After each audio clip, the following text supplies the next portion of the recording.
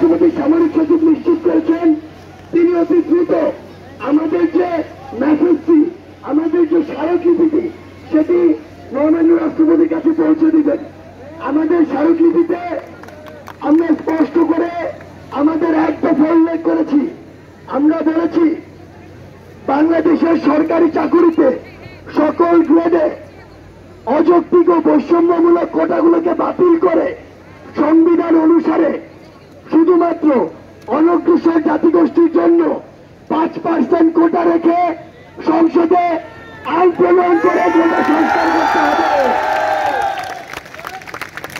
আমরা বিশ্বাস করি মহামান্য রাষ্ট্রপতি রাষ্ট্রের সর্বোচ্চ আসনে থেকে সারা বাংলাদেশের ছাত্র সমাজের এই প্রাণের দাবিটি অতি সত্বর বাস্তবায়নের জন্য প্রয়োজনীয় সকল পদক্ষেপ গ্রহণ করবেন।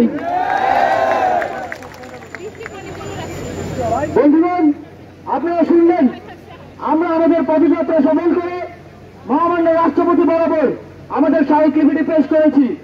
এই মুহূর্তে আমাদের পরবর্তী কর্মসূচি এবং আন্দোলন সংক্রান্ত বিস্তারিত দিক নির্দেশনা দিবেন আমাদের অন্যতম সমন্বয়ক মোহাম্মদ নাহিদ ইসলাম।